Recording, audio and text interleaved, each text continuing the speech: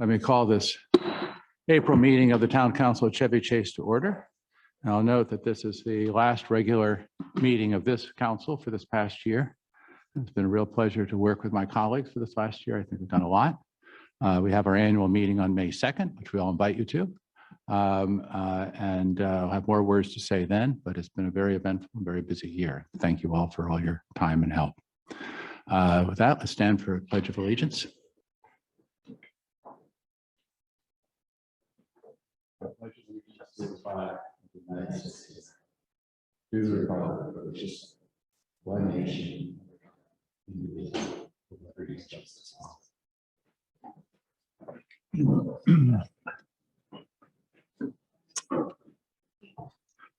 You're welcome, Todd, being here in person. Thank you. Nice to have you here. Very good. Okay. First, turn it over to Treasurer Irene Lane and Todd for a discussion of the financial report for this last month. Thank you, Mayor. So the end of March represents the 3/4 of the way through our fiscal year. We received about $3.9 million or 87% of our budgeted operating revenue so far, and have spent $2.3 million or 65% of our budgeted operating expenditures so far.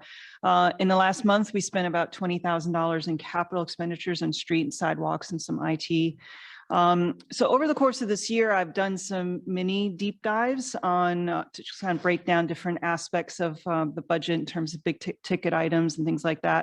And as the mayor mentioned, on May 2nd, we'll be presenting our recommendations for next year's budget that takes into account the income tax revenue projections as guided by the state, along with some thoughtful and strategic projects for town resources. So that's my report. Okay, thank you.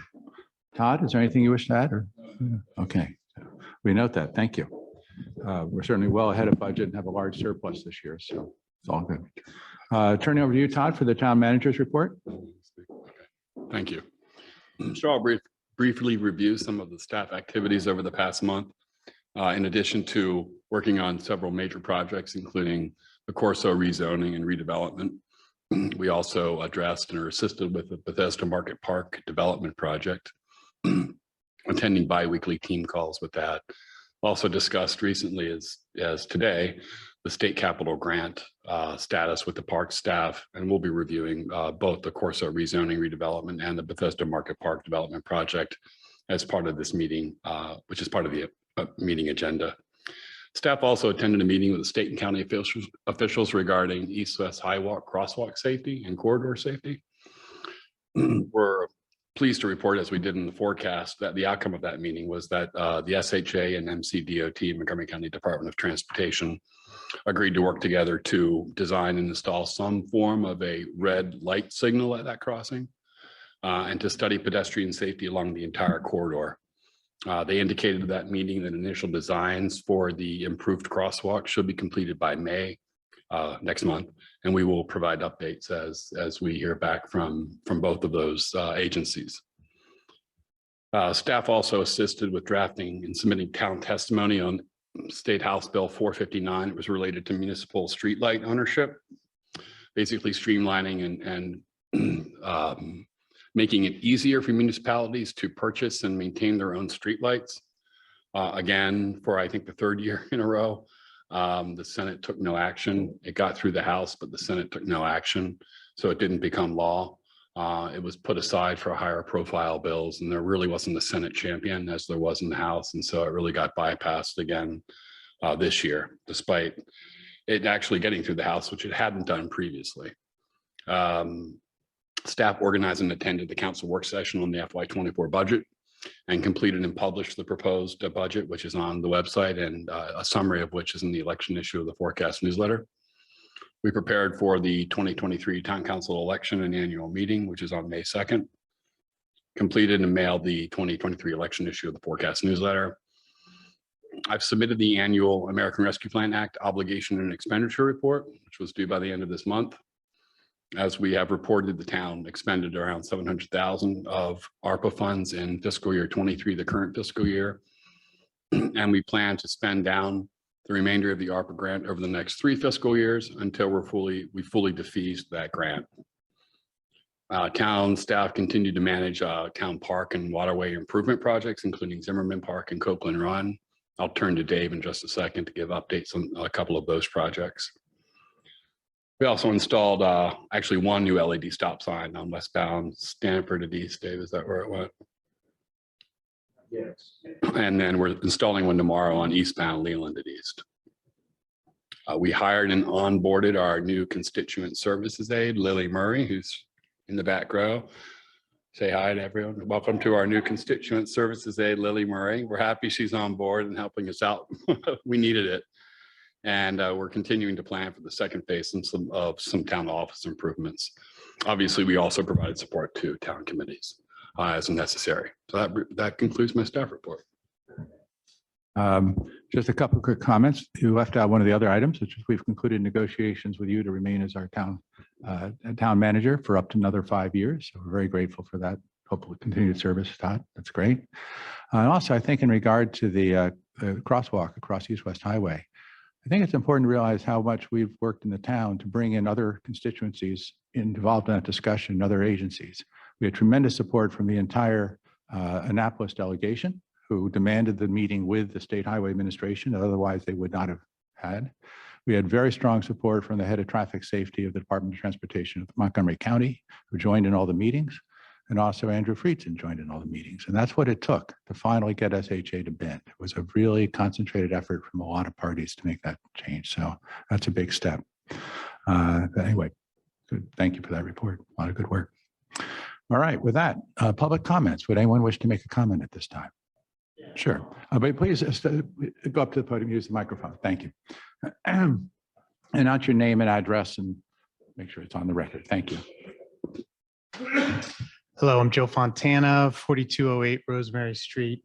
I think all of you have seen the letter sent relating to Rosemary Triangle Park.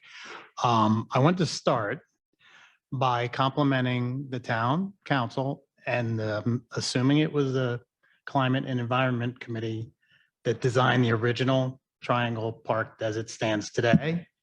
They refrained from putting any walkways, pathways, artwork, signage, sculptures, fountains. They refrained from all of that, and they allowed the natural beauty of the parcel to be viewed from sidewalks and the perimeter. We love it. I think I speak for lots of people that visit it daily and get a lot of, enjoyment out of it. I also want to commend the Climate and Environment Committee for reaching out to, it ended up being adjacent neighbors, but of course we found out and we came into the meeting in November soliciting resident input, which I thought was awesome. And I expressed at that meeting, I think it was like 25 of us, the overwhelming sentiment was, we like it as it is, please don't, we understand invasive species and, different plantings, all that, but please don't change the park. We like it as it is. And I said at that meeting, I said, listen, I can just tell you all of our fear is that you're just coming here, asking us what we want to say, and then you're going to pat us on our head and go do whatever it is you want to do. No. That's not the case. We're listening. And we got a follow-up email from Ms. Blum, which was reiterating much of what we said and that they were in agreement. So I was like, okay, great. And then I find out that the civil engineer was there surveying it for public placement of artwork. And I'm like, dear God, what's going on? So then we get a hold of the plan and it includes everything, signage, artwork, all these things that we said, please don't do. And they agreed. And so I'm scratching my head. So that email contained a lot of names and addresses for that letter that I sent last night. And I can just tell you that thing got written by like Saturday morning. And that was just a couple days of just soliciting people. Do you want to join? We continue to get people wanting to sign the letter, and I'm going to keep adding them. And because I think it's important that town council know this, and there isn't one person that has said, yeah, I like the plan. I like the concept plan. Not one person. I'm sure they're out there and maybe they're not speaking, but the overwhelming number of people have said, we like it as it is, please leave it. So I'm just here to encourage the town council to hear, hopefully, I think the town council is here to represent the town residents. Overwhelmingly, I think it's clear we don't want what's in that concept plan. So I'm just asking, please stop that whole civil engineering, all of that. I think the park is great. I think there's lots of people that feel the same way. Less is more. Let's not fix what's not broken. Thank you for hearing me. Thank you, Joe. Anybody else? Cecily, please.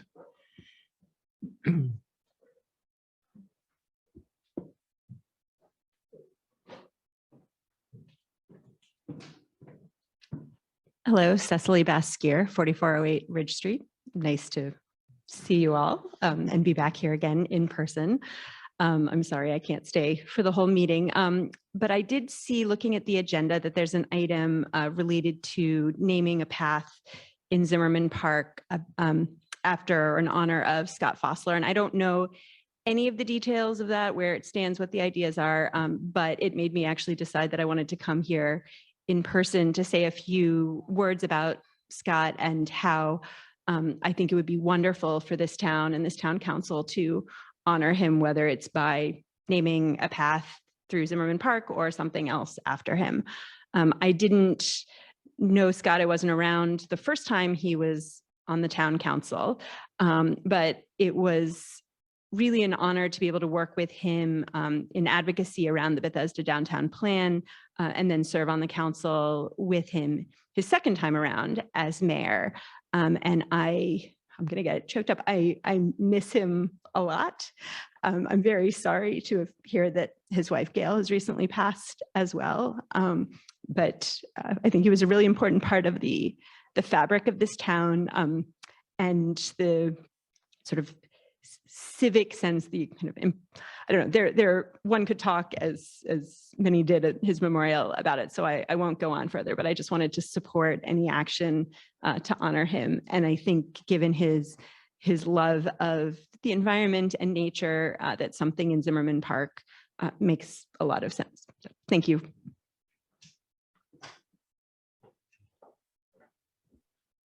Thank you, Cecily. Anybody else wish to speak?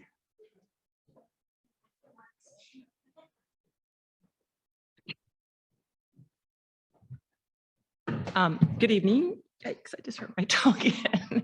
I'm Barbara Brocker. I live at 4401 Elm Street, and I know that some or all of you have received letters with regards to the stream behind my house and many others.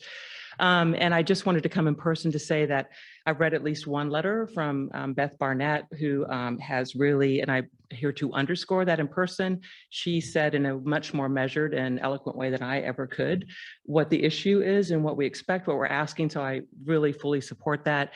And I guess I'm also here to make it clear for the record that in 2019, when the Purple Line, the big construction started and the stream dried up, and we called the Purple Line representatives, Carla, somebody at the time, and Maryland environmental people came out. There was a spring that was bubbling right at my property line, between me and Nora's property line, which added to the runoff, kept that stream flowing. The environmental engineer had, the environmental officer found that that spring had dropped several feet due to probably a dropped water table, which she diagnosed at the time. But then, like all of a sudden, the stream started running again. So I thought, okay, they fixed it. Well, fast forward to January 2023, there was a wastewater line break in my backyard, actually in between me and Nora's backyard, which kind of had wastewater flooding down into the stream. So another environmental officer came to test the water to see if it was contaminated or what the level of contamination was. And she happened upon a little pipe that was sticking out the embankment of my yard. And she goes, "What's this?" I'm like, "I don't know." And she's, "When did you install it?" I'm like, "I didn't." And she goes, "Well, there's water coming out of it." I said, "Okay." So she took a test of that, and that's actually clean water. And I said, "Okay, well, I guess that's what has been making the stream run for the last 2 years or so." I don't know how it was turned on or what happened, but that's been keeping the stream running, making people think that there was no longer a problem with the stream and that protected watershed. So I just want it to be clear that this is not a new problem. This is not a problem that could be related to weather. This is, the environmental officer had that pipe, that water that was piping in turned off somehow.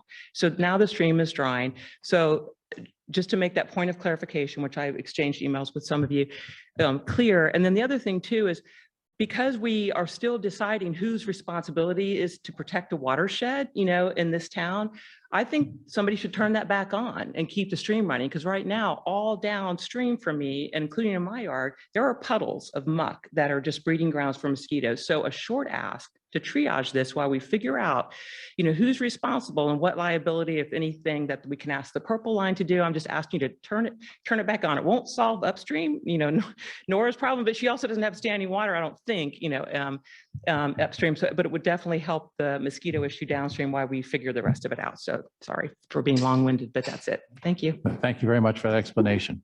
You're at the ground zero there with your water pipe, so it's good to hear the details. Please, anybody else wish to speak? Yes, please, go ahead.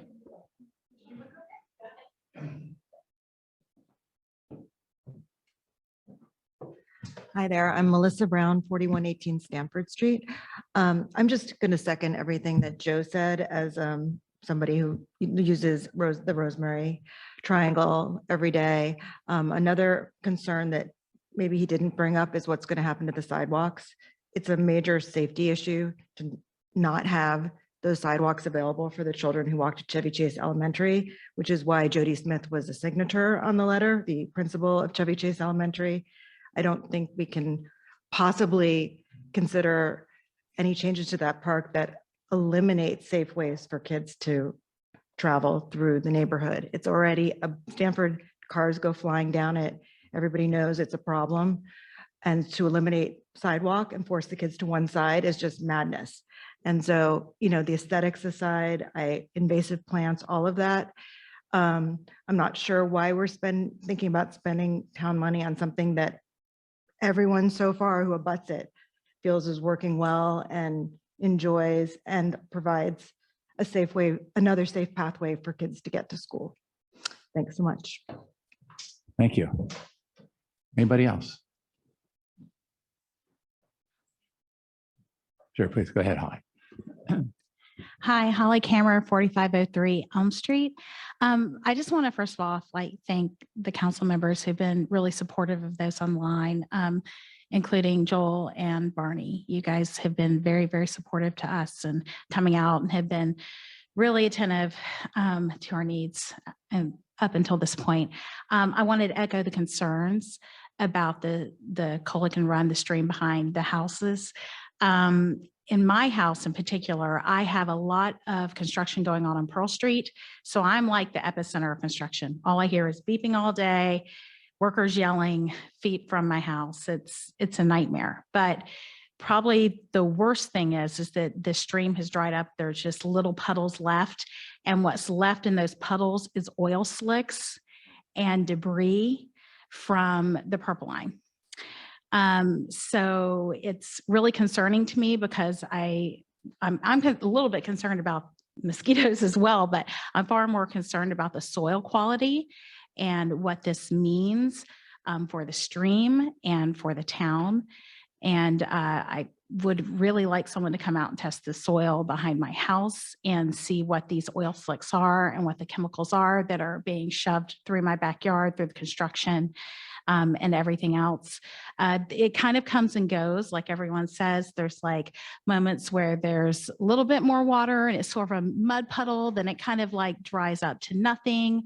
And then, but I'm kind of grateful when it dries up to nothing because when it's a mud puddle, there's obvious debris and oil slicks. So, you know, I'm not sure which one's more concerning. It's harder to see in the summer. Because there's lots of vegetation that grows out that covers it up. And then in the fall, when all that vegetation dies out, it's very clear to see, especially after just a little bit of rain. So I'm not entirely sure what's going on. I think there's a lot of questions to be asked.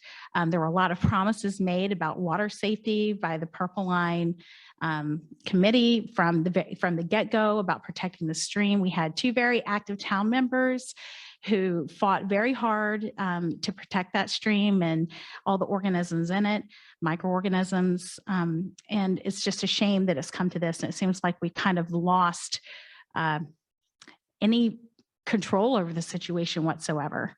And that really the state and the Purple Line is taken over without any regards to the residents along the line. And I'm not sure where to go from here, but I think the appropriate first steps would be to figure out where the water's going, what the chemicals are that are leaching into the backyards, and to have a formal assessment done. Thank you. Thank you.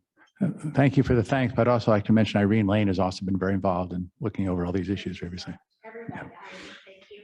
Everybody who's been helpful. We appreciate it. And we do have it as one of our discussion items tonight. We'll be spending some more time talking about that. Are there any other comments at this time? Okay. The one thing we are adding to our agenda tonight, because of the letter that we received from Joe Fontana and the other group, is a discussion about Rosemary Triangle. And I thought, because you're here, we just had the, should we just take that up now briefly and discuss it? Joy, do you want to say anything at the outset? Yeah, I want to thank all of the residents who have chimed in on that. I really do appreciate your engagement and your concern. I just walked over past Chevy Chase Elementary a couple of days ago and walked up, facing Rosemary Triangle, and it really is, it's just beautiful, especially this time of year. And I just want to say something that I did share with all of you who were on the email chain. I'm not exactly sure how many of you here in the room were on the email chain. But we did discuss this at the January council meeting, and the committee made some suggestions to the council. No decisions at that time were made, but we did ask staff, well, what would happen if we were to change plantings, or what would happen if we wanted to put a bench at, some point around the perimeter. And so staff recommended that we have an engineering survey done so that we know what's actually under that space. The town owns the spot, but we do not have a current survey of that spot. Is that correct? Yeah. So we don't really know what's under there. As some of you may have been following what's been going on with Zimmerman, which is a years-long project. And not to get into what's gone on with Zimmerman, but we've discovered that we can't even move bushes in Zimmerman due to some of the stuff that's going on under the spot. So just to let you all know, the council has made no decision at all at this point to do anything with Rosemary Triangle. But we would like to know, even if we so much as move a bush, what's under that spot with respect to drainage, proper, power lines. Is there anything else about the space that would preclude even moving of the current plants that are there? So just to say, I really appreciate your engagement and your concern for the community. It's terrific. I mean, it really shows that, you all do really care about where you live and that you're paying attention. And the council is also paying attention. And we're very happy to hear from you at any point. Thank you for coming to the meeting today. And just to let you know also, staff will advise us once they get the information from the engineering report on what the deal is with the space. And then we can move forward. They can advise us on, what can be done there and what can't be. Thank you. Any other comments from my colleagues on that? The one thing I would add is just to make really clear that the only thing that's happened at the council level is we received that report and we asked for the survey. We have not even considered any of those items, far from actually having an intention. The term intention, as is in the letter, implies that we have a plan. We have no plan because we haven't had the discussion. So I just hope that we can all realize that we take your comments very seriously, everyone, but also please do not ascribe that the council has gone further down the path of any of this discussion than in fact we have, because we haven't. We first just asked for a survey. That's all that's happened. In fact, until your first email, I wasn't even aware, hadn't thought about it. We had a lot of other things to think about, where the status was of that survey. Now we know, But that's all it is. It's a survey that's going to tell us where the utilities are and other things that could potentially affect, even if, as Joy properly pointed out, all we end up suggesting are some plantings, maybe something else minor, who knows? But I just hope everyone can realize that that's where it is, way back at the front end of this process.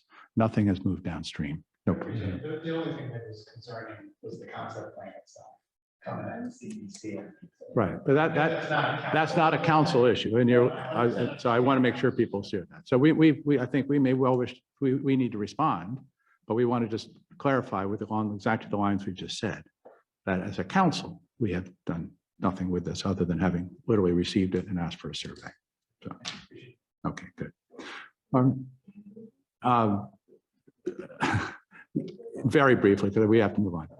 I'd like to talk to that later or by email about some of the points that you raised. And I'm afraid maybe the surveyor, by saying the word art, raised some concern. And I think we really did listen seriously to what was said with the meeting with the residents. And if you look at the letter, I think you'll see that we heard about the pavements and found and a number of other things and had no, we decided not to proceed with it.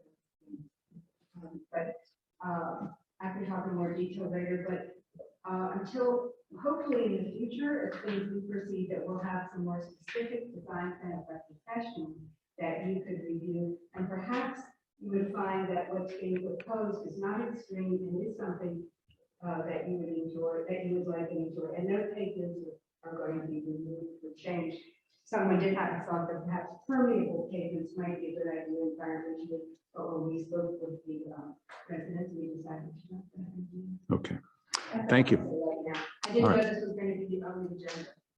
Well, until we didn't know it would be either, but we felt since we did read the letter and had so many people, it's important for us to add that and be responsive on this point. Okay, moving then to the regular agenda, the first discussion of Corso. Thank you all for the comments and taking careful note. On Corso, what we want to review, and I'll start off with a little bit of background for the benefit of everyone here. We feel we came out very well in respect to all the binding elements that are now going to be included in the local map amendment, which is the essential text that will rezone the property. But we also wanted separately, that's an agreement ultimately, that text, that's an agreement between the developers and the county. Even though we've had a great deal of input to it, it is not a document to which we sign on to. Okay. But we wanted separately a document that would run between the developers and the town, which contain the critical binding elements that basically circumscribe what can happen on that site in terms of height, in terms of setbacks, in terms of no cut-through streets, in terms of concern about traffic and parking. And we wanted that as a separate agreement with the town, because by listing those elements with us, if and when either these developers or any future developer wishes to make a change, they not only have to get approval from the county, they actually have to get approval from the town. So essentially it gives us veto power over those changes. They have to get our concurrence. So we're very pleased that the developers have accepted the listing of the binding elements that we extracted. We've all seen that list, and we basically picked the ones that are most enduring and most important. And they have modified the cover letter to that, which we sent in the packet. But I'd like to ask if there's any comments on that tonight, and if so, we can discuss it. I personally would like to be in a position that we can reach agreement so that we could enter into this. It's an enormous gain for the town to have this level of control over development, and I'd like to seize the moment. But I want to make sure that we have a chance to discuss if there are any remaining questions on the text. And we asked Bob Dalrymple to join us. Hi, Bob. So that our counsel is available if anybody has any questions about the wording or any changes that are being asked for. Yes, I do have a question. Thank you. And perhaps either the town manager or Bob can, respond to this question. So as I understand it, when we first started looking at the former 4-H property, or, going through the sale process, and ultimately, we relied a lot on that restricted covenant, the 80 3-foot setback. And then there were some other items in that document that conveyed with the transfer of the property to the new owner. So my question is, does this letter of agreement also convey with the property? Were the Corso investors to sell the property to another investor? I can answer that. Bob, do you want to take the, I can try to answer it. I think I'm pretty sure I can answer it, but if you want to do it more succinctly, go ahead. Yeah, I can give it a shot. The document is binding on successors and assigns, so it will run with the property. That said, some of the terms do not become effective until there's a building permit issued for the project. And the reason that Corso wanted that is that should the project fall apart and they decide for whatever reason that they're not building the project, they didn't want terms that related specifically to that project to be attached to the land. They wanted to be able to convey the land free of those new restrictions that related to the development of senior housing on the site. So the older terms of the other documents still apply. The new terms of these covenants that relate specifically to the Corso development would attach to the land and become effective upon issuance of the first permit. And get recorded. They would be recorded. Correct. That's correct. After issuance of building permits. It's actually recorded at the time of certified site plan. So it's recorded even before it becomes effective. But by recording it, it attaches to the land and it becomes a self-executing document once a permit is issued. Does that answer the question? Any other comments? With that, then I think if we're all comfortable, we will make a clean copy and execute it. And just again, I think Bob's made an important point, which is this is what we have is a basically agreed text for the declaration of covenants, which is these selected binding elements. We have a cover letter which says the parties commit to signing that agreement, subject to potential amendments that might be mutually agreed to once the plans go through the site plan process. But the declaration of covenants will be effective upon the issuance of the permits for construction. That's a big deal. Yeah, I think, Barney, if I could just highlight that what you just said, just make sure everyone's aware of that. That it is a living document, the covenants will be, because we did want the ability to be able to add covenants that might become necessary as a result of the further entitlement of the project as it goes through subdivision. That's correct, but also they have to be mutually agreed. And so if we don't wish to see any changes and want to sign this very document word for word, they still have to sign it. Correct. That's the point. Okay. All right, good. That's great. And the general information, the next steps we expect will be the developers are pressing forward with preparation of their site plan, which I think they want to submit sometime by the end of the summer. Is that right? I think that's, yeah. But prior to the time they issue the site plan, they're accepting by virtue of the binding elements with the county that they will make available to us a traffic study for how traffic is to be managed on Connecticut Avenue and a parking study to give us comfort that they have enough parking spaces for handling visits and so on. So they'll be coming down the pike later on this summer. Good, thank you. With that, we'll move on to Bethesda Market development. The first thing I'd like to mention is something that literally just popped up this afternoon. I haven't had a chance to share with anybody. I'll go ahead and sign off. Yeah. Yep. Take care. Thank you. Good night. Which is we finally, believe it or not, we actually received back a marked up draft of one of the agreements with the county government, with the DOT, and they accepted our changes. So I think we now have an agreement that we should be able to enter into. This is the quick background is that this is in respect to $1 million that we'll be providing to the county, which will go into the construction of the garage and a portion of the utility work. And the county originally said, we wanted you to put all your money in up front, 100% before we put in a dime. And we said, well, that's a little unreasonable. We said, we're willing to go 50-50 with you for this. But once we've reached our million, we're done with that contribution for that whole part of the project. And they finally accepted the 50-50 split. So anyway, Francoise Carrier is our attorney on that. She'll look it over, let us know if is there anything else, but I'll send it around when it's a clean copy and hope that that's something that we can go forward with. So the larger document is the one with the Parks Department, because that's where most of our money is going, and also where we'll be funneling our state grant money that we've received, the $1 million we received, but that's still a work in progress. And also, though I think you all know it, but I want to make sure it's on the record, we're very pleased that the state has approved another $500,000 of support, and they chose to channel it through the town. So the town will now ultimately receive $1.5 million instead of $1 million.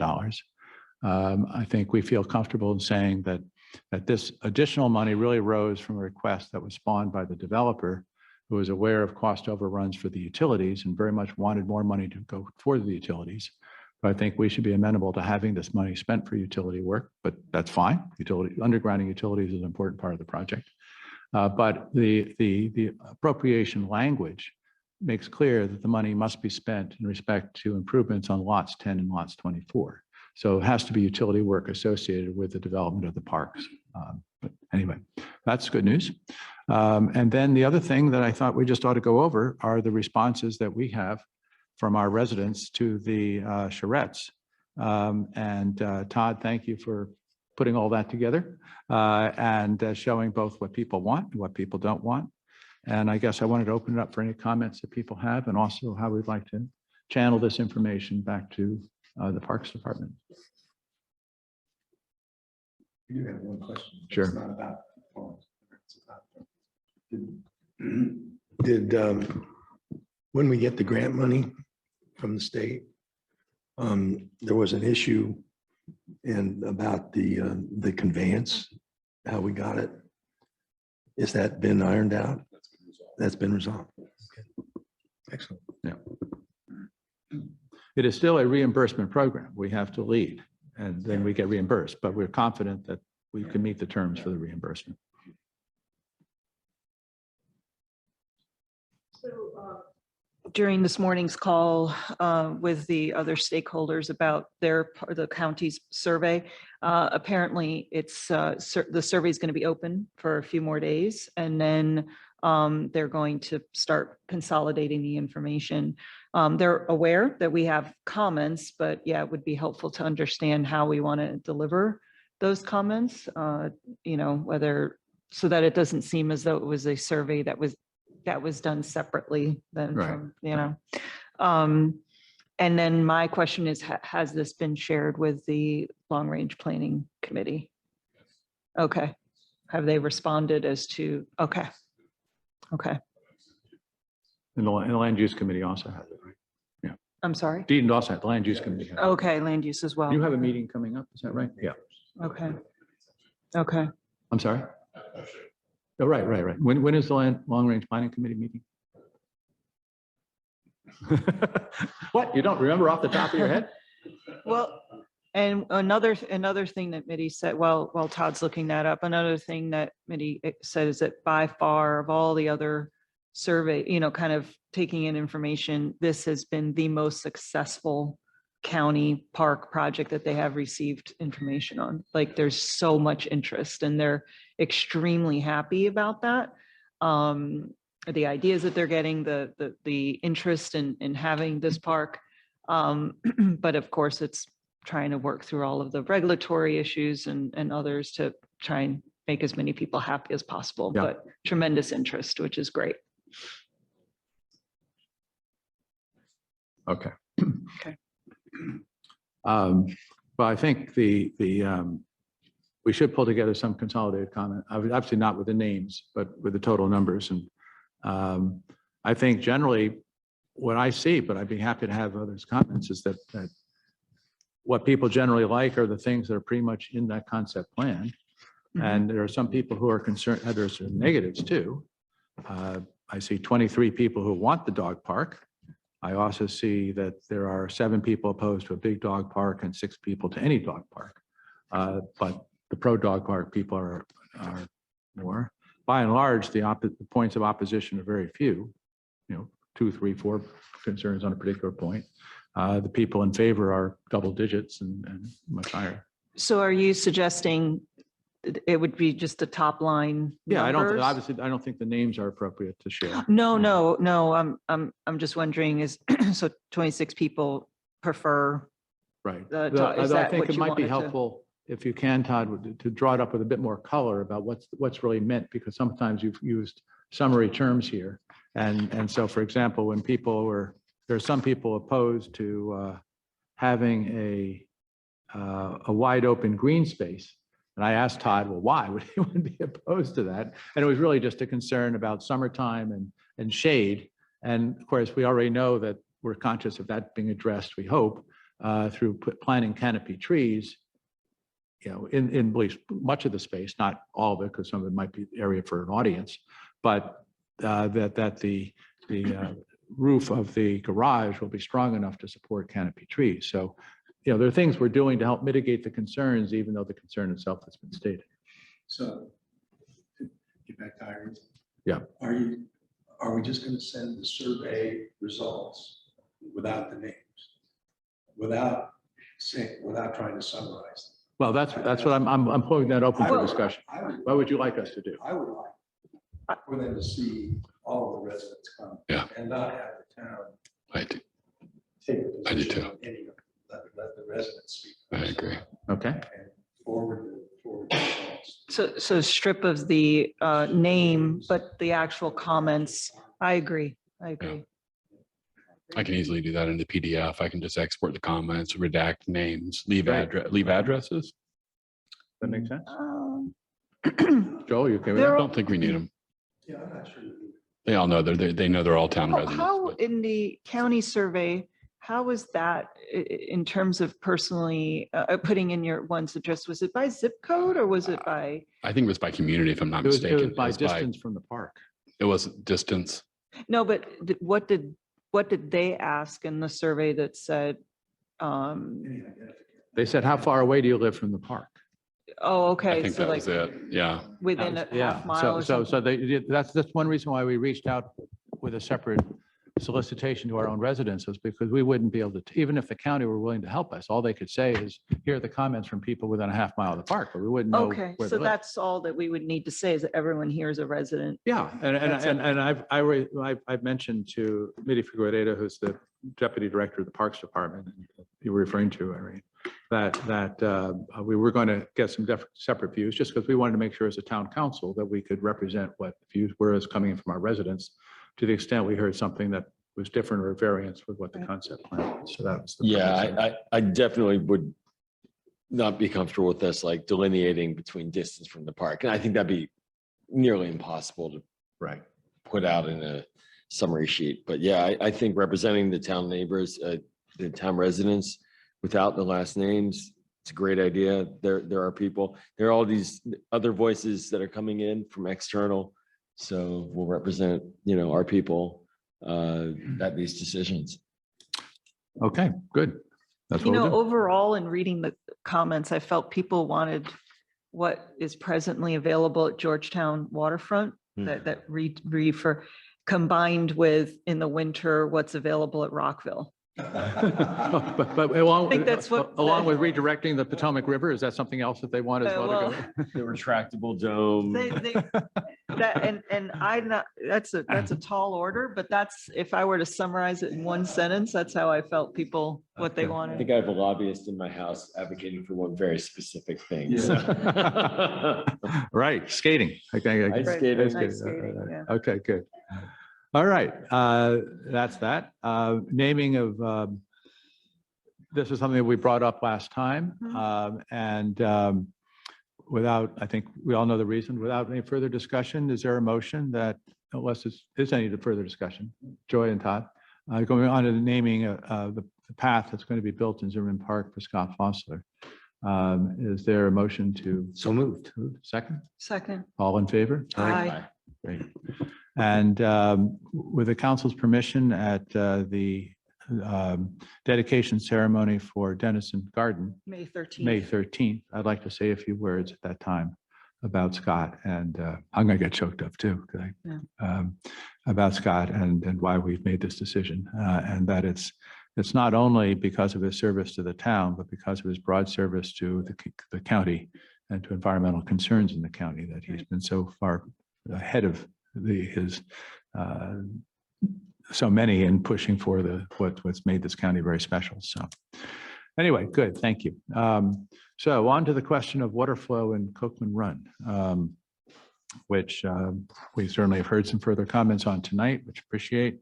And we're in receipt of a great deal of email exchange. Irene, do you want to start off in comments on what you'd like to?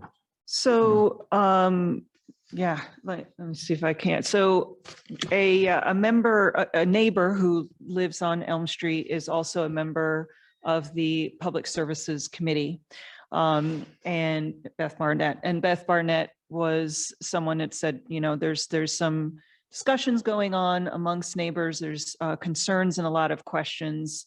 And is this something that, you know, we could further look into as a town council as well as town staff. So just full disclosure, I moved to the town in 2017. So a lot of stuff that might have taken place was well before me.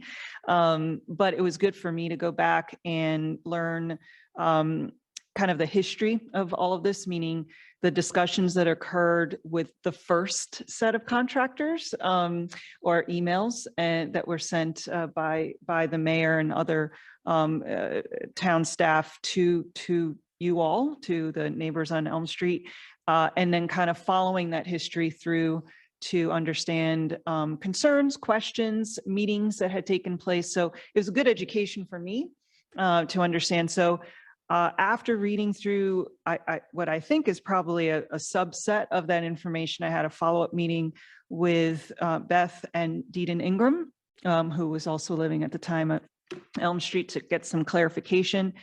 And in doing so, realized that throughout this time, as different questions have come up from residents, there's been a town response, and that town response has been from bringing in experts that are well versed in this particular space of you know, what are the requirements, and not just what the state is saying, but if you will, let's get that independent verification of what the state is saying, what the Purple Line folks are saying. And I think for the benefit of my colleagues here, I think it would be helpful to kind of put together that history so at least have it, because it is long, it is voluminous, but it is important from a brain trust perspective. And of course, since then, we've received some additional information with what, you know, Barbara was saying earlier, and other neighbors as well, like the concern about, you know, urban runoff, for lack of a better term.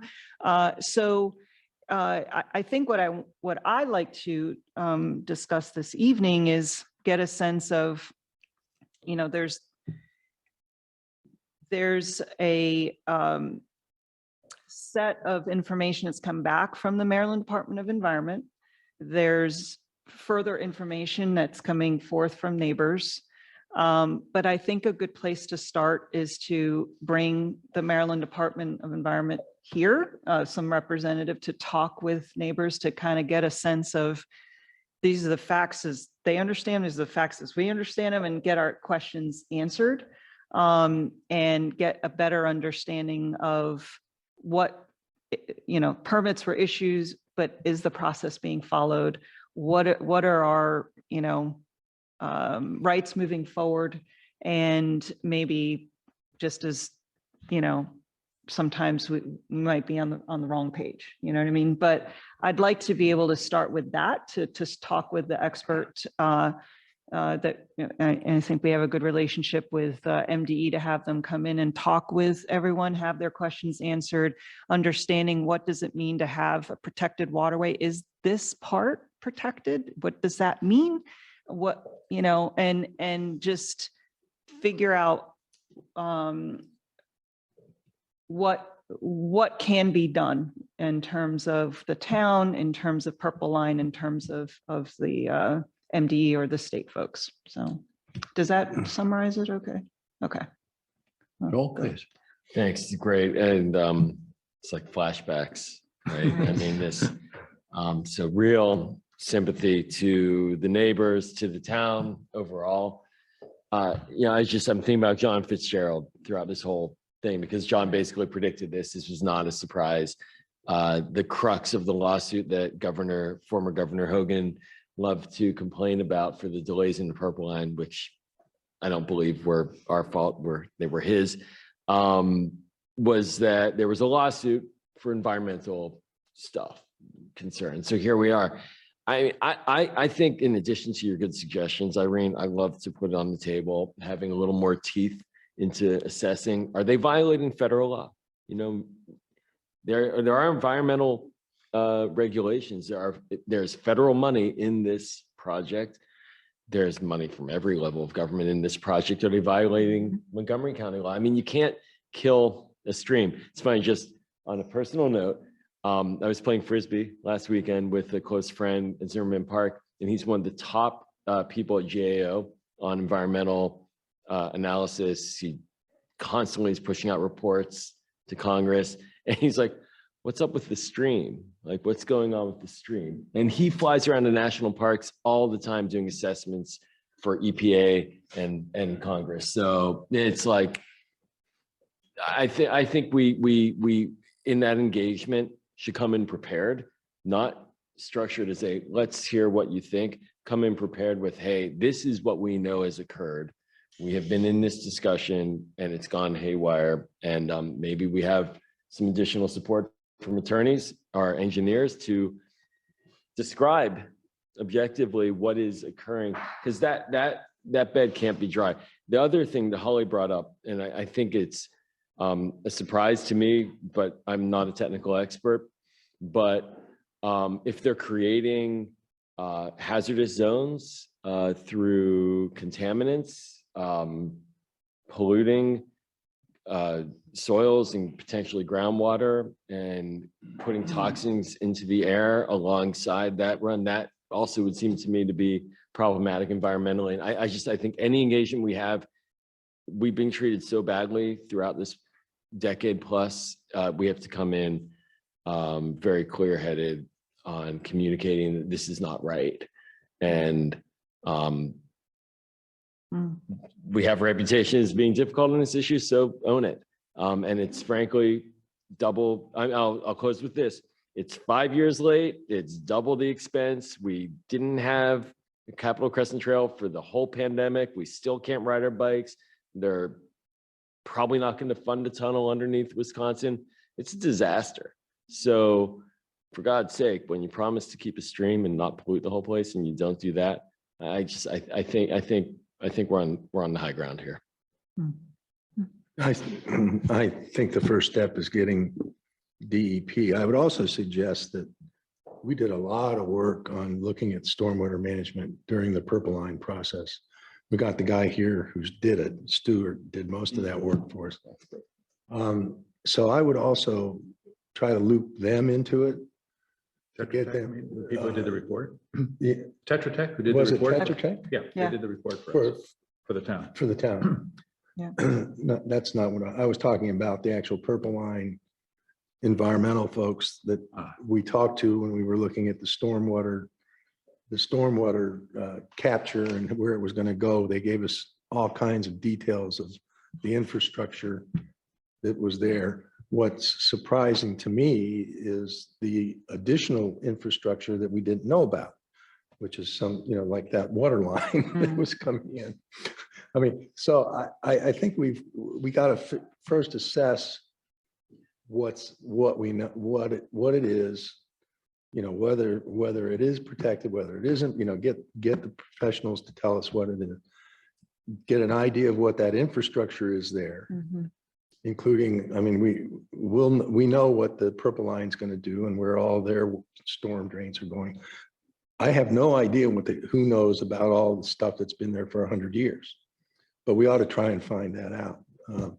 So we really do need to think about doing a good assessment of the natural and man-made infrastructure along that stream. The thing that I remember most about the Purple Line discussions, it wasn't about keeping water in the stream, it was keeping water flowing from above the town into and actually causing floods when in heavy rains. So a lot of the discussion wasn't about keeping it wet, it was trying to keep it dry. And I think the Purple Line folks listened about the concerns for the flooding. And again, Stuart has a lot of that information. So you ought to, in addition to Deedon, when you talk, you ought to, if Stuart's amenable to help kind of talk about it. Sure.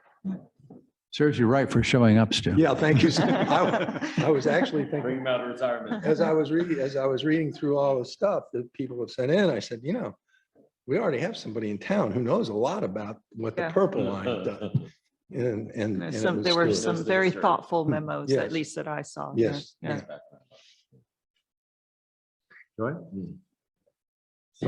I agree. We should really look into this. Yeah, definitely, Stuart, if you or anyone else who was working on that issue back then have anything more to lend, that would be really helpful. Well,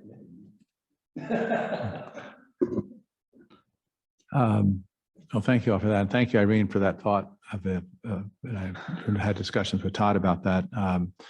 I think it makes a lot of sense for us to get the state officials here in a meeting with residents and have them talk to each other.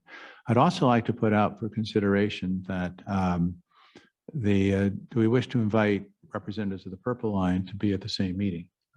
Well, we could go either way. But one of the reasons why, maybe, I don't know if the state could do this, but one of the things which occurs to me that's useful to do is to marry up the timelines, if you will, when residents notice things with what work was actually being done at that time on the Purple Line. Because that's, I know certainly from having just, as Irene did, reviewed the record over the last 4 years, I forget an enormous amount about exactly when things happened.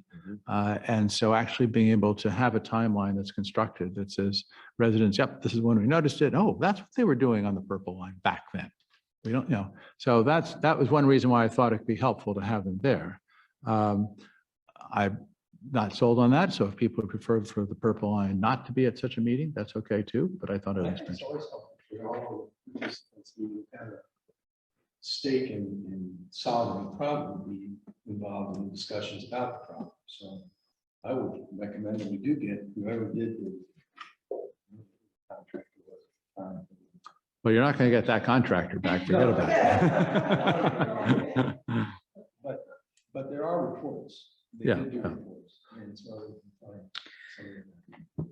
I'm a little hesitant to invite Purple Line to the first meeting. I think it's an important part for, and I feel that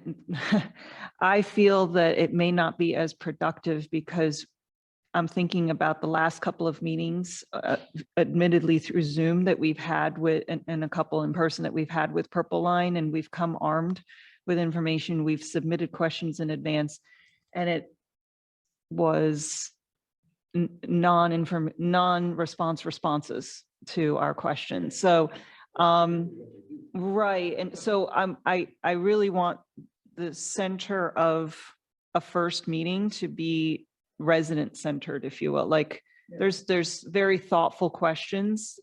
And that isn't to say that once it gives time for the timelines to marry up and everyone's on the same page about that, to then invite Purple Line, but I'm concerned about one meeting, the first meeting, to also have Purple Line, but I'm just throwing that out there. I'll say one thing to be careful about having Purple Line in there is, you remember the last briefing we were at, it wasn't exactly like conversational. No, they don't. There was no dialogue. They don't do dialogue. Yeah, But. but you're trying to make a point. You're trying to make. I would like to do is what Joe does.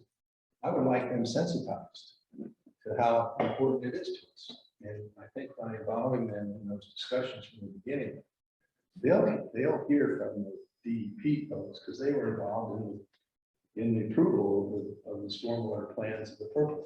Hmm. So if we can, if we can show them that we're concerned about it, we ought to show them. And I fully expect them to be non-responsive, but they need to hear how important it is to the people. in the town. Well, I think one on that, one of the questions, whether it'd be clear whether we mean the contractors or the MTA, because it's really the MTA that has the oversight. And all of our problems have been with MTA in terms of their attitude. They're the ones who run the CAT meetings, for example. Mhm. Yeah. Okay. Well, that's, you bring up. And problem is they probably have multiple players in Yeah. this themselves, right? Right. So. What about the counties? The county, should the county be invited? Geez. I think our Right, is- delegate can be invited Yeah, if we really wanted to start. I think that'd be very good if Jared could come. Yeah, if Jared, Jared, be the one invited. who's most Yeah. into it. I'd get as many people.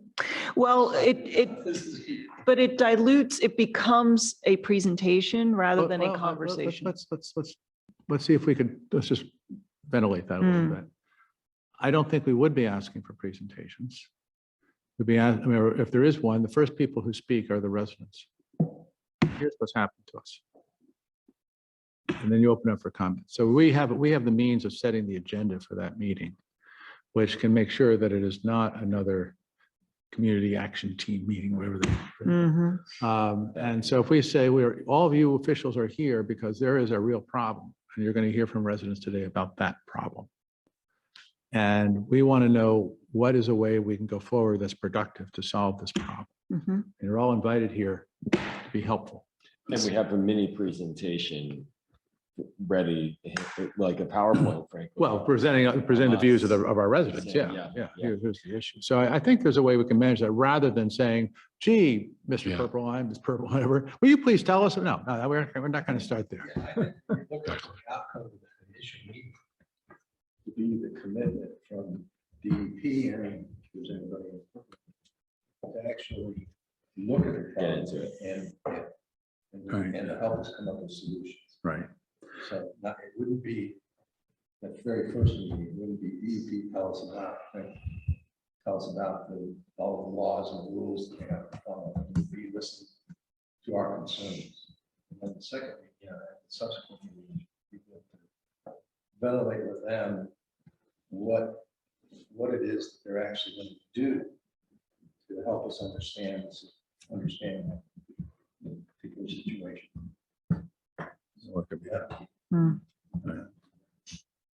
Okay. You know who else you might want to invite, but he's outside the district, but well, move him in as Mark Corman, Right. House right. Majority Leader and Purple Line Advocate and neighbor. But Yeah, that's true. he'll be critical. So on that basis, with that, I think there's some value for the residents to have actually a larger audience rather than a smaller audience to speak to. Sure. Yeah. I do want to bring up a counterpoint to Joel. There were a lot of people in the town that opposed the purple line. There were also a lot of people in the town that supported the purple line. Whatever you think about it, it's going on. Yeah. So let's put that behind us and let's try to solve the problem with the town and get them to help us solve. Well, and that, ultimately, that's right. That's the town policy is ensuring that mitigation Right. is effective. And this is I want failure is a strong word, but this is a mitigation issue It is a right here. And so this aligns completely with policy. Yep. So that's actually, thank you for raising that, and I'm glad you agreed, Joel, because that's where I am too, that, even if we imagine some litigation, first of all, the purple line is going to say we're complying with all permits, so go talk to the state. And the idea of taking on the state Department of Environmental Protection and, I mean, they're going to have a zillion reasons for saying you can't possibly prove that the water flow decline is because of purple line. It's maybe it's coincidence without causation, and there's nothing about the plans. It's blah blah blah. I mean, it's going to be very murky and difficult. On the other hand, from the get-go, it's how we solve the problem and try to get more water in the stream. I think you have a tone that you set that may be more productive. Having said that, I don't think we should. Unlike the noise wall, where we ultimately got an extra 2 feet, which was something, there was a very clear way to approach that, which was to get a higher noise wall. Here, I think we have to be honest with ourselves and say the mitigation isn't easy. I mean, how do you actually get more water to the top of that creek? If it was a spring, springs dry up. Yeah. Now, I think what Barbara Brocker has brought up, which is, if they can only turn on the tap of that pipe, at least my home and all the homes downstream of that now have water. And maybe that's a 2/3 solution, which we'd be happy to be able to get. But that still leaves like Holly's and other homes that are upstream for that without any protection. So it's not, we have to find other things that we could potentially do. But I don't rule out any crazy thoughts about how you pump water to get it there, if that's what it takes. I have no idea what it would cost, but I'm just, and I don't mean to be taking it lightly. I'm just trying to think realistically, what do you do? Because if the water level really has gone down, they're not going to tear up the purple line. They're not going to take out the elevator shaft. And they're not going to claim that those things are responsible for the change in the. Well, that's why you go back as well, and hopefully MDE can come to whenever this is set up, this meeting is set up. Is this stream protected? Yeah. Because It has everyone, life forms. but everyone keeps talking Copeland Run is protected. Copeland Run is well east of the town. So anybody that in Annapolis that's looking at a map, they're looking at the map that says that sees Copeland Run, that's well east of the town. The maps don't show Copeland Run in the town. There's some maps that do and some maps that do not. So what I don't know, no, it's well east. There's a much larger Copeland Run that's well east. Just you can look it up on Google now. And so That's the Copeland Run that people. that is the Copeland Run. So when we're talking about decisions that are being made back in the day from Purple Line people that said, there's nothing going on. What are you talking about? Purple Line construction isn't affecting Copeland Run. Of course not, because the Copeland Run that they were looking at is completely different than what this is behind people's homes. So at the end of the day, I think that MDE needs to come also prepared to say, yes, it is protected, or no, it wasn't protected. Oops. Whatever, because I think that's also going to help us to determine. That's part of what Joel's point was, of doing some background work ourselves before the meeting. Yes, of course, of For us course. to do that. Right. Good. Actually, our experts in this. So in getting the language to Heston, Stuart's well aware of what we looked at. Mhm. Where they thought the water outfalls and all of the disturbances that would be made to the town's property. That he will, we can get. Sure. No, I gotcha. Okay. So agreement for asking for a meeting? Yep. We'll try to get various agencies and MTA there. Try to set it up perhaps in 6 to 8 weeks. I mean, it takes time to get it on everyone's calendars, but before the summertime, before the middle of the summer. So And I think the goal should be to have and we ought to make sure that before we fix the date with everybody, we are in touch with the residents and really find a date that can really work for as many people as possible. It would be great to have, practically every home we have 36 homes, as I know very well, that back up on the purple line. It'd be great to have virtually every one of them at the meeting. It might also be worth, if I may, just in the interim, taking photos every few days or every couple of weeks, just to say here, because by mid-July, it may look very different. But you'll be able to see it in October when all the vegetation dies back. And then that's when you get the puddles. And my concern is the oil strips are very obvious. And obviously contaminated. And so it's not just about water flow. I'm concerned about contamination. I worry about my dog going in the backyard now. I don't know what the soil situation is. I don't want my kids playing in the backyard anymore because of it. It's not safe. So it's not just flow of water. It's not just about flow of water. It's about the fact that there's real contamination. Are the outfalls near your house from the storm? No, they're south. South. They're below it. Further south. The main one that really matters going forward is called Point of Interest 4, POI 4. And that is not far from, it's really below where Elm Street goes into Lynn. So it's quite far below. Yeah, it's way down. Yeah, it's Yeah. way downstream, yeah. Or Oak goes to Lynn. Further up.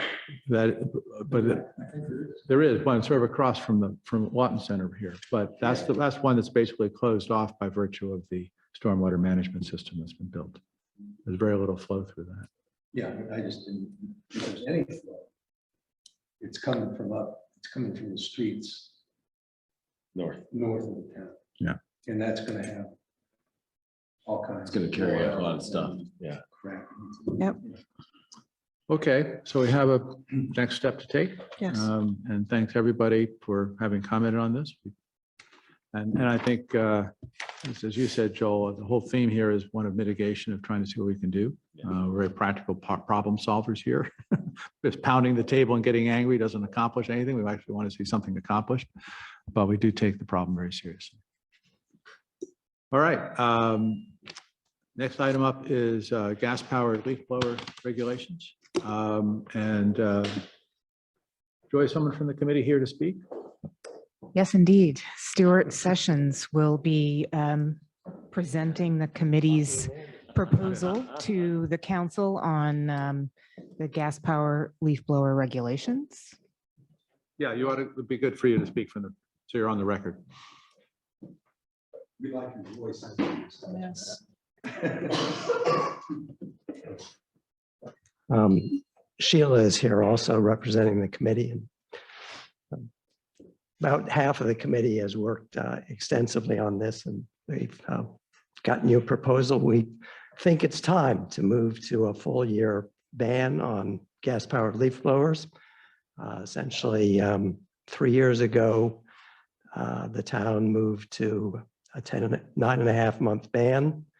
And the argument back then was that basically the environmental case, the public health case, the amenity case for banning gas powered leaf blowers was quite good, but there were some economic issues that gave us all pause at that time. In particular, the transition to electric leaf blowers at that time looked like it was cost effective in terms of small and medium leaf blowers, but it was quite costly and not cost effective in terms of large leaf blowers that at least some landscapers contend that they need to use in the fall when it's the heavy leaf season with wet, heavy leaves, and you need a powerful leaf blower at that time. And actually, that argument has been echoed by the town's leaf contractor Hughes, who has tried out battery-powered blowers solely at times in the fall, and he contends that he can't meet the town's schedule using only battery-powered blowers, that he does have to use some powerful gas-powered blowers to get the job done on time. So there was an some economic questions, and my spin on what the town did is it went into a sort of a phased steps towards a possible ban, sort of easing the transition to electric powered blowers by with the rebate program, among other things, and essentially allowing the use of gas-powered blowers only during the heavy leaf season when arguably you need very powerful gas-powered blowers to do the job. Well, since then, in the past several years, since that time, the market has somewhat responded. There have been any number of communities around the country that have moved towards banning gas-powered leaf blowers, including DC and the Village and Somerset near us. And as you know, the county is moving in that direction, and the majority of the county council seem to favor a ban, but basically got hung up on working out the economic issues associated with it. We recently redid the economics that we did mostly at the mayor's behest. 3 years ago, we redid the economic studies, and there have been some developments that have made a difference.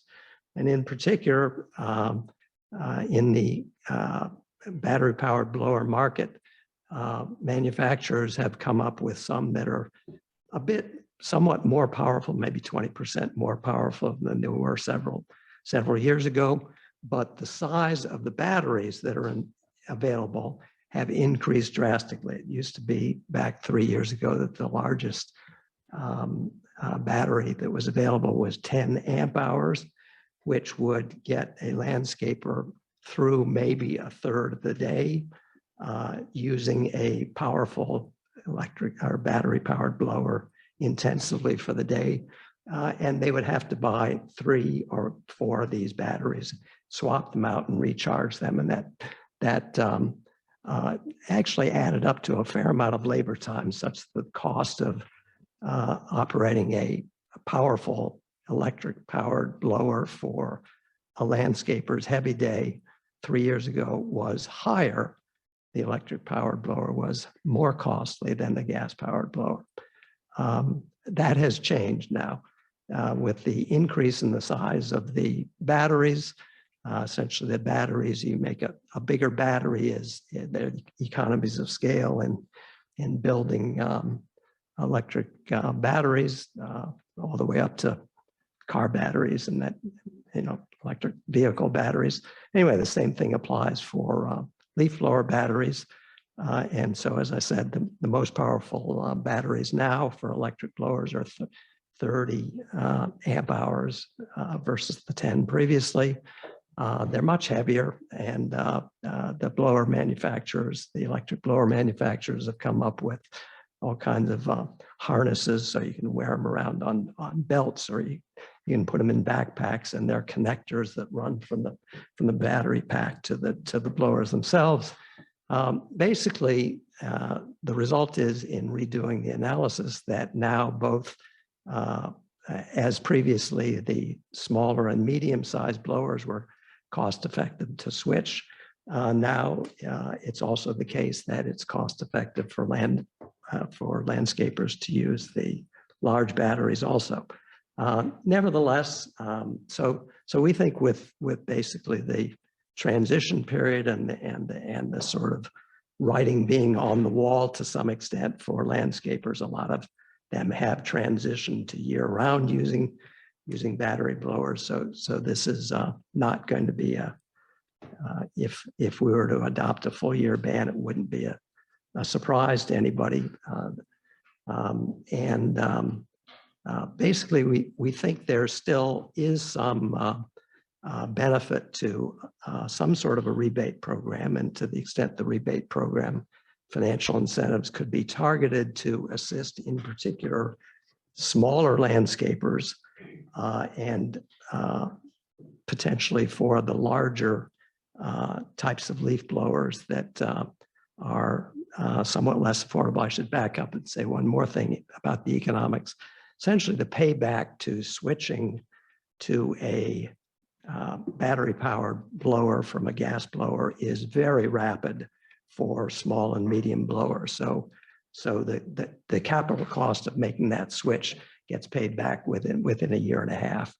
And even small landscapers ought to be able to afford the $400 or so that the best of the medium electric blowers cost. So we don't think that sort of end of the market needs any financial incentive, financial support. But the powerful battery-powered blowers cost on the order of $2,000, $2,500 for a full setup with these very large batteries in the backpack and the connector, et cetera. And the payback for them takes on the order of 3.5 or 4 years. So that's an incentive that, that's a capital investment that's costly for landscapers and maybe tough for small ones to make. So our suggestion on the rebate program is to up the amount per tool per blower from 200 to 300, modest increase, but increase it a little bit. Only allow one rebate per landscaper, as opposed to the previous program, which allowed several. And in fact, one landscaper somehow got 14 rebates. Not quite sure how that happened. I mean, I think the answer is that the way the program had been written, it was you could get up to 3 residents to apply for a rebate for as a landscaper for you. And I think it may have gotten interpreted by mistake that up to 3 residents could apply for a rebate for a single blower for a landscaper, such that one landscaper put together 14 different residents. And anyway, the proposal is to up the amount a bit per blower, limit it to one blower per landscaper, and I don't know if this is possible. We don't know if this is possible, but to focus the rebates only on landscapers. That we very much like the idea that the resident applies for the rebate on behalf of a landscaper, but residents have no reason to need one of these big backpack, extremely weighty blowers that will serve the heaviest needs that landscapers have. So that's our recommendation on the incentive program. I guess we have several annexes that I'm sure nobody's had the chance to read yet, that we sent out today to accompany the proposal itself on the subject of both enforcement, one annex on the economics, one annex on enforcement, one annex on the education and outreach program that we propose to continue and beef up toward the time when the full ban kicks in, and then after the ban occurs, and a final annex on the incentive or the rebate program itself. So there's a proposal in 4 annexes, and we hope the town council will look favorably on the proposal. Can we ask questions? Of course, yeah. Thank you very much, Stu. Thanks, Stuart. I have a couple of, I guess I call them concerns about how we actually implement this. Because in my view, there's kind of 3 troughs of residents and commercial entities that use the leaf blowers. One's the homeowner and his use of a lower priced but pretty powerful now leaf blower that he can use themselves. Then there's the landscape contractor for residences, and they go from house to house. They have chances. The chargers can be put into the off of the truck. They can charge them off of the truck's engine and the battery, and so there's that group of people. And then there's the contractor like we use, who's got, we use them twice. We do lawn pickup for what, 2 months almost? Takes the truck, drives continuously for, I don't know how long they spend, probably 8-10 hours a day, going down a On street. behalf of the town. On behalf of the Yeah, town, going down the street and substantially more leaves, substantially harder leaves to pick up than the residences and the blowers that they need to do their job. And so I was fine with the idea of the homeowners and the contractors, the residential contractors, and the rebate for the contractors of the residences. But my concern is as to how we could deal with the guys that we contract with in the town to efficiently move the leaves. And I don't think even the most powerful blowers that we've got now could actually do that job that they do, during our leaf cleanup period. So what I was thinking, have you guys thought about the town for our contractor, not for the contract, but for the contractors to our town, for actually the town just, once they get a contract in, we either provide them with the blowers or give them the money to purchase the blowers so that they can actually efficiently do the job. Because I just can't even imagine any of the blowers on the market now doing what they do for 2 months of the year in this town. And so that was just as I looked through your proposal, that was my concern. Yeah, I know John Hughes and have talked with him quite a bit, and I know that there's been some contractual discussions with the town about which blowers he's using, and I'm not privy to all that, but his leaf vacuum on the truck, that's a lot of the power, and that's the bulk of the energy that his operation uses. That's not counted. That's not a blower. That's a vacuum. I'm talking about the two guys that stand beside and walk it along and blow the leaves into that. Yeah. I mean, that's a lot of energy being expended. Yeah, he used to use about the biggest commercial backpack blowers there are. And he contends, I think probably rightly, I mean, he knows, Right. he knows better than I, that he's still got to use big, powerful ones. But my message is that the battery powered ones are almost there. I mean, the way you measure the power of a blower, there's a lot of misconception going around about cubic feet per minute and miles per hour, and that's misleading. You measure it in terms of newtons, and most manufacturers don't like to put that information out. The battery powered blowers are now up to about 30 newtons is the top, which is more than 95% of the gas blowers as of five years ago.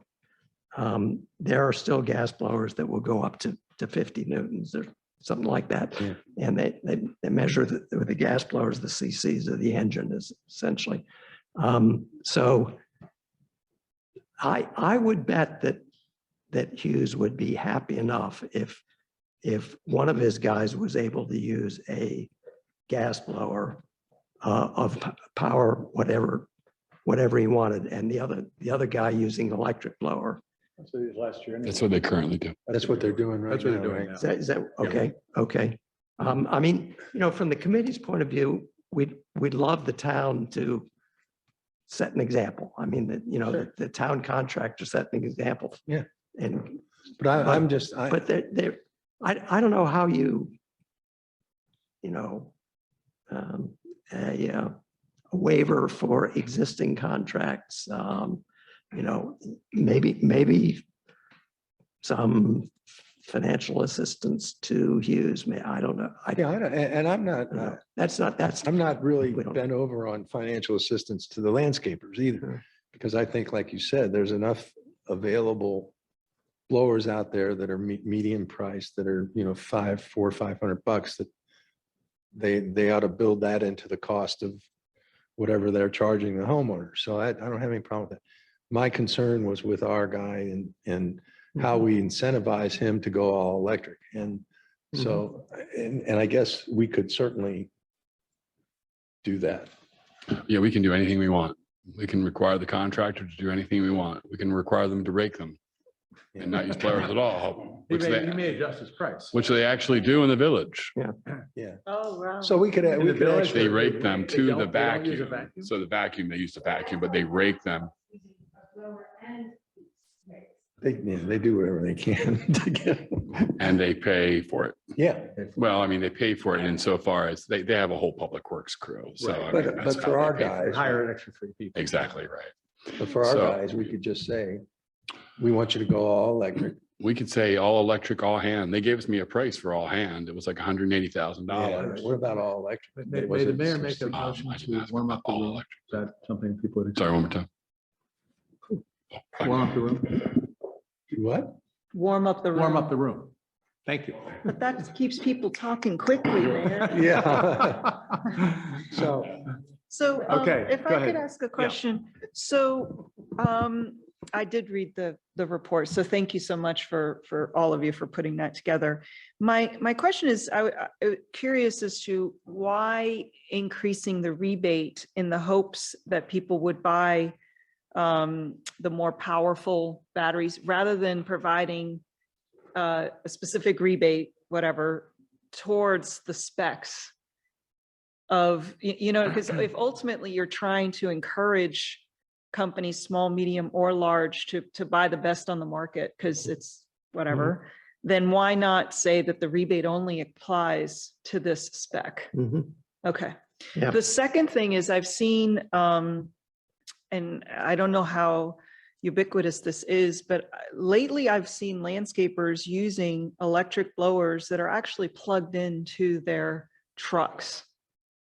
Meaning there's no batteries involved. Now, I don't know, there's self-generating, you know, electricity within the vehicle itself, but I didn't know whether that changes the cost element, the ROI part of it. it also changed the environmental. I was going to footprint. say. I'm sorry. If they have to run the engine to Well, charge those batteries, it's just a different. There are some Yeah. F-150s that have their own generator on there that you don't need to run like there's something going on there. I There's don't know. always I don't know the something. science. Yeah. I don't know the science. So what I guess when I looked at it, if indeed these are for the landscapers, for the homeowners and the landscapers, if these are now affordable, they may be costly for the landscaper, but why do we need a rebate if they buy them? We say that in the town, it's all electric. You don't have a choice. They simply pass that additional cost on to each resident as they do their lawn. So why do we need a rebate program is my question for those particular. That's just my own gut feeling. Yeah. Okay. Any other comments about? Well, if I may, I mean, the rebate program is an interesting question, right? Because that's sort of where the county council stumbled. Yeah. And economics and all. And so as thinking this through, clearly the town leading is the right thing to do.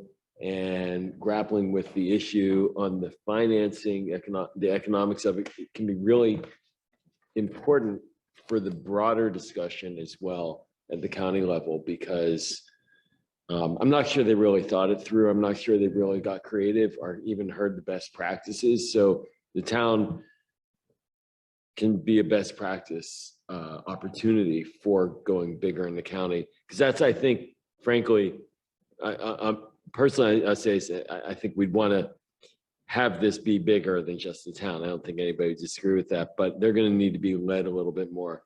I mean, the subsidy was Todd, it was highly subscribed, wasn't it? It was highly subscribed. We had a lot of Is there still capacity out there, do you think, or did it kind of hit its end point? You know, I think ultimately when you make a program, when you ban these types of blowers 10 months out of the year, they will have already converted. Anybody who took advantage of it, The residents definitely will have converted. And I think most contractors frankly would have worked. The number of residents who participated in the rebate program was pretty substantial Yeah. relative to the number of residents we guessed Yeah. who had gas-powered blowers. So, So you know, everyone's in I it. mean, it may be that a bunch of people who didn't have blowers at all have used the rebate and bought an electric blower, but you know, penetration seemed fairly good in that respect. On the landscaper side, half of the landscapers who got rebates were not on our list that we've generated and maintained of landscapers that serve the town. So half of them came out of the woodwork, which means, you know, we're probably 50% short in our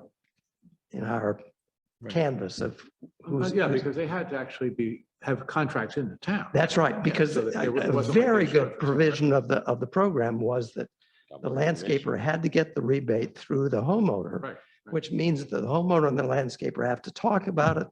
You know, the landscaper's now got some understanding that what the homeowner wants, and the homeowner understands that the landscaper may charge a little bit more for this now, perhaps. So, I mean, that feature is great. You know, the rebate program, I mean, I took advantage of it because I switched from a gas blower to a, yeah, 2 times. No, just one, just one. But Your ethics at the forum? time, the switch was very expensive. You know, it was close to $400 for a decent blower.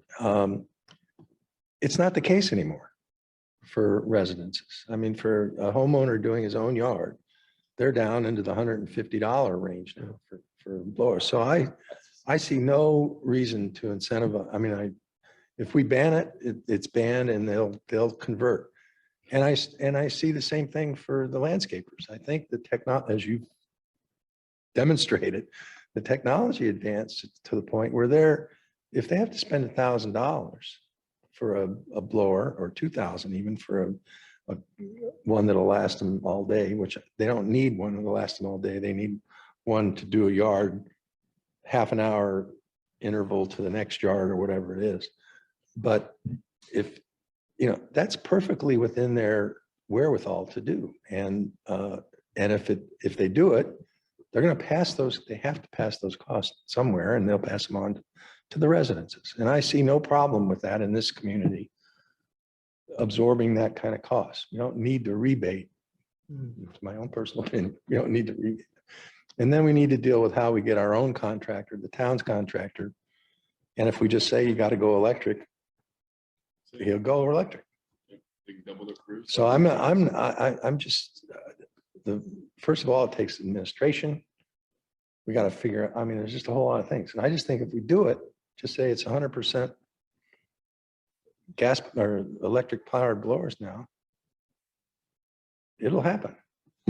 Especially if we have something like the enforcement mechanisms that you're suggesting. I have does anybody else want to speak? I'm not sure. Do you want to add anything to it? I want to raise a different point. First of all, thank you, Stu, for all the work you've done.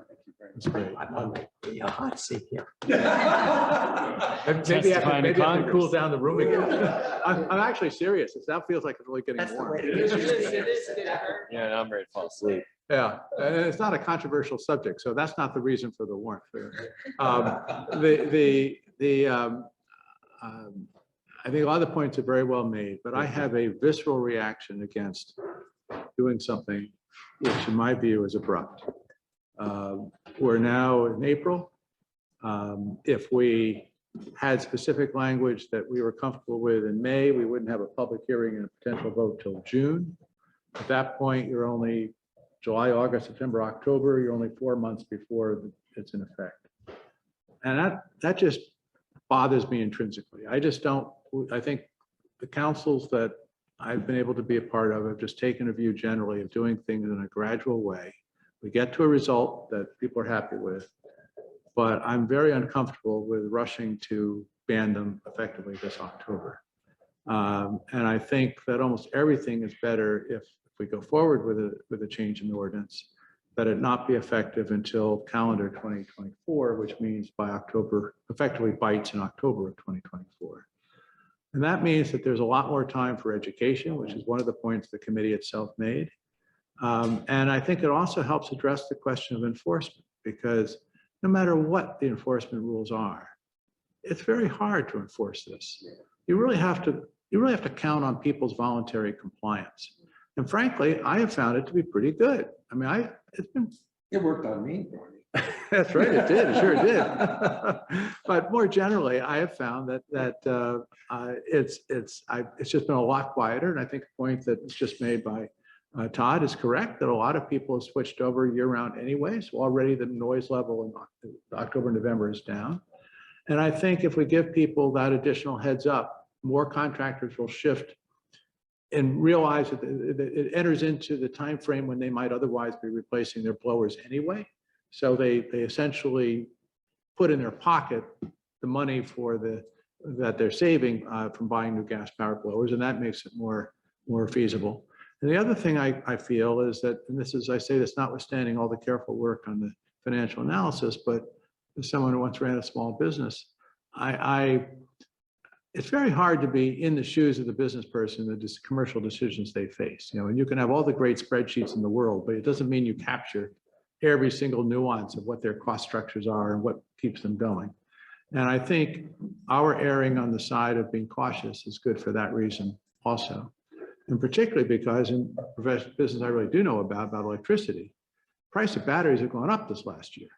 Supply chain problems and having to source more components outside of China has brought battery prices back up 5 to 15%. And for utility scale batteries, I can't speak to what it is. And that doesn't take away from the overall improvement in the larger scale batteries that you spoke to, which is a major driving force to reduce costs. But I'm just saying, recently there's been an uptick. Most of the experts I read feel that that's temporary and that prices will move back down again.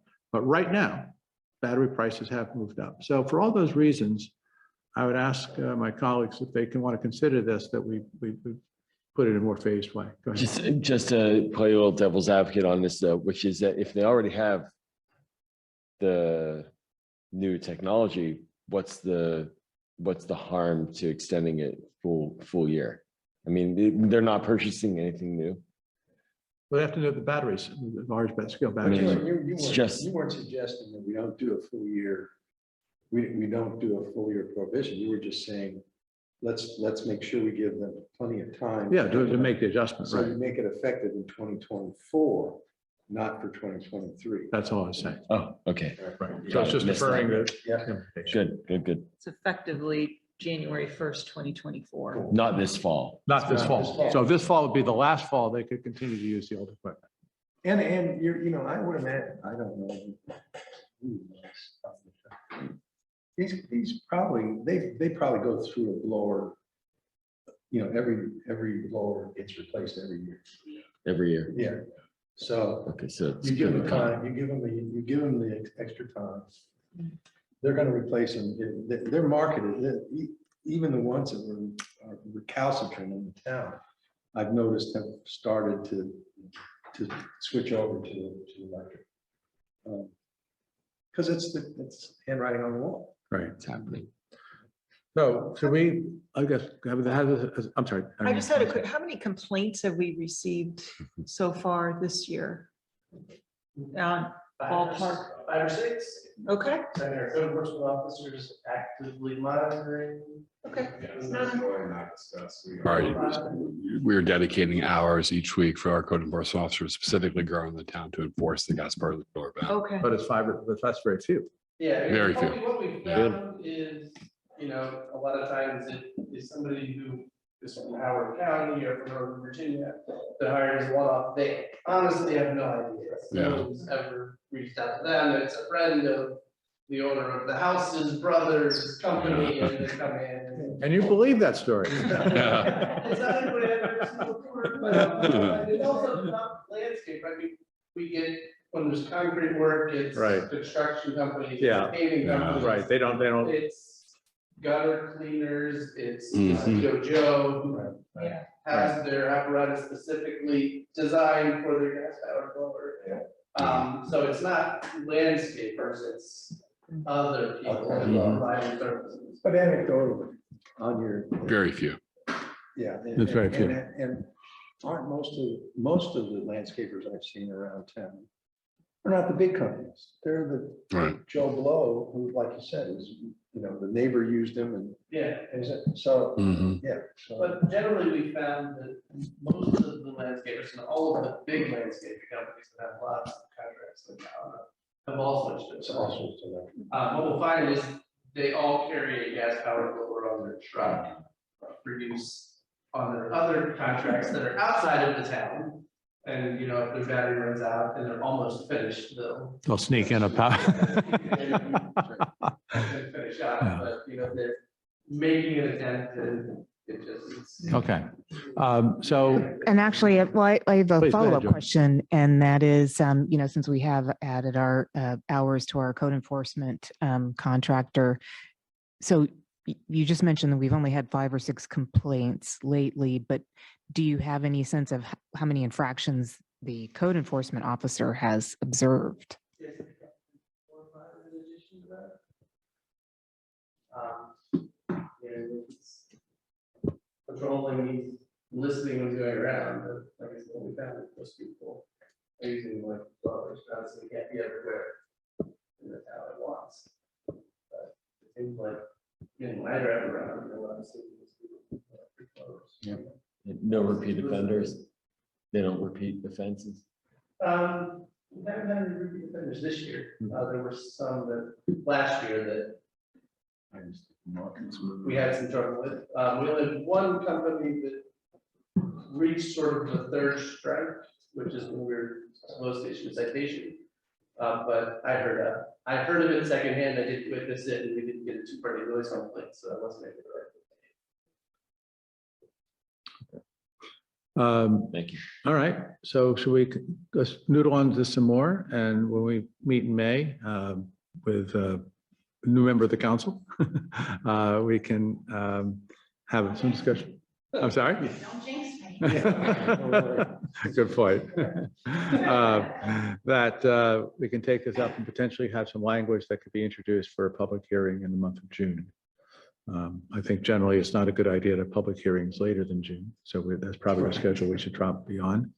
And I guess I would ask that I'm not, think about the timing of when we might go for the ban, so we can get some consensus on that when we meet.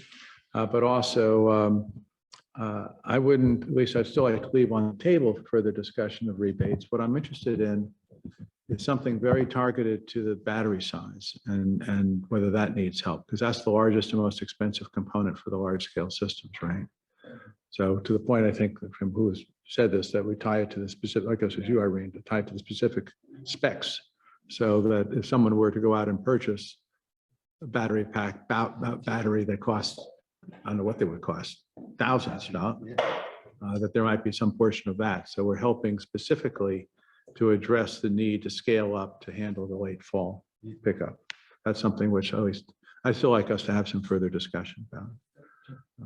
Yeah, just as an aside, I have some questions and concerns about the proposed changes in the enforcement. I guess changing from the 2-party noise complaint to a 1-party noise complaint. Yeah. I think we need to sort out and figure out how that would work. That we'll have to take that topic up and see if we want to make any changes at all. Again, I think the overall view that I have is that if we do this gradually, the problem takes care of itself because we don't have much enforcement to worry about, which is hard for this no matter what. Okay, is there Barney, just anything else on this? just to clarify, Yeah. you would continue the discussion in May, determine how you might want to craft an ordinance to be introduced in June with public hearing in No, that we would September? talk, we would seek to have language for an ordinance in, To be introduced next month. yes, that would then have a public hearing in June. You think we can do that? or I do you think we that's have to pretty wait another- aggressive. We haven't even determined sort of too enforcement soon. mechanisms. I Okay. think it's too soon. All right, well, then we will have to push it back a month. A month. So a discussion in May for introducing language in June that we would then have a public hearing in July. I'd say public Or hearing else in September. September. Yeah, it's probably Yeah, more realistic. Probably. But if we're not talking about postponing it anyway, it's not a big deal. Right, okay. Well, I think All right. we all agree. And then it seems immediate because then you pass it in the fall and it starts in January Right, Yeah. right. But still, actually 13 months away is effective matter, but yes, that's right. 24. Right. Okay, good, thank you. Then the last item is the anti-Semitism resolution that we passed before. And Joel, do you want to speak to that and where it stands? That's the print out that I got. Yeah, my You may pull it up, your version of it. running on me. So we, at this stage, have gotten a decent amount of approvals. We've gotten 5, 6, 7, 8 communities approved so far. One with an edit. Do you get more numbers? Yeah, go ahead. Oh, 11 have. 11 now, good. So, I did not sign on Chevy Chase View. One decided to modify the actionable items, Chevy Chase Section 3, but 11 have approved it without modification. Modification, which is great. it is. Just got one in today. Just got one in today, just right before we came into the meeting. Section 5. It's a good critical mass. I think from this point, it's probably good to go back out to the group and Mhm. ask them now, we've given you time. The goal was to middle to the end of the month. Let's try to get everybody knocked out, I think by the end of the month and get the universal. I would recommend getting a meeting together for early May of all the different folks and sort of plot through the action items. If one doesn't want to have it adopted as an action item, then or have action items. My thought would be frankly, not to just be, okay, they didn't edit any of the resolution text. So basically, there's the text and the action items. So one doesn't do action items, so no text change. And try to get everybody on board. That would be the. Well, so first could we, step. would it make sense for us, Joel, to go back out to the towns that have not, communities that have not taught line, and let them know that here's the list of who's approved, Exactly. so that we actually get some, Say, look, here's your chance to jump on Have the train. fun, give Hop us- on board. Right. You got a couple of months. They might have meetings April 30th, some of Yeah. these towns. They Yeah. might not have had a chance. to So we actually can take get it that, okay, and then We can set the other that two in particular, up, Turn them on. we do have Gaithersburg, which is great, but we'd love to get Rockville and Don't Tacoma have Park. Rockville yet. Or- Tacoma Park. Sorry, go. No, that's all I was gonna say, I just those two. Have there been any comments from residents? None. I mean, I- it would have been good to have something, but. Everybody agrees. I wanted to get to the action items. Is there a way in which we can, I mean, I'd like to see us have a presentation by somebody on the issue in the town relatively soon. And because it's becoming more and more of an issue, as you well know. So So, momentum. yeah, and so it would be nice if we could start on the action items by actually having a speaker, much like we do on a lot of other things, like you did on energy. But have, set up a speaker that can come in, and you probably know. Yeah, I mean, you're right, Rich. There have been different presentations popping up over the last several weeks to Yeah. month. The superintendent of schools spoke in 2 separate town hall events about the school situation. Right. PTAs, Silver Creek, a whole lot sort of school related. So Yeah. you're right. And maybe that would be, I'd say, frankly, A, getting the remainders on board, B, then pulling people together. And we could suggest at that time, the first action item, we're volunteering to host an event. Who wants to co-sponsor? Who wants to have their name as a town be one of the co-sponsors? And the idea then is to have every community Yes, right. go to their list. That's right. And so, yes, get a speaker, but maybe that's sort of layout. And, happy to assist, of course, in identifying people that we need. I've sort of already Yeah, I'm sure you, populated this with the groups, Yeah. and people are aware, and everyone in this space wants to. And Andrew Friedson wants to be kept informed. He's really eager to see the town. Oh, Andrew definitely wants to be Right. informed on this. Andrew and Evan Glass Right. has been leading and this delegation. I don't think there'll be any lack of interest. Right. Okay, so the next step for us is to reach out and try to Go back. let out to the entities. let those who haven't signed know who has signed and ask them to do it, especially with Tacoma Park and Rush. I've done that from the parking, particular specific. And I followed up with Mayor Bridget Nugent. I'll follow up again, yeah. And it occurred to me also, I know Kate Stewart, you probably know her too. Yeah, So if we don't hear from anyone else in Tacoma Park, she'd obviously help us get back to Tacoma Park since she was mayor. yeah. So that'd be a way to go back. Yeah, she's great. And the Carson Raskins people also are aware of it. Yes, I think this is the point though, is to get everybody on board. Yeah. And that's sort of like the lobbying task in the immediate term. Okay, good. Great. All right, good. Is there any other business anybody wishes to raise? why do we have David? And Stephanie, thank you very much for listening in. And it's too late to withdraw your name. It's already put on the It's ballot. on the so ballot. you can- notwithstanding what you heard tonight, you'll have no choice but to stay in the race. All right. Thank you all very much. A very productive session and appreciate all your work for this year.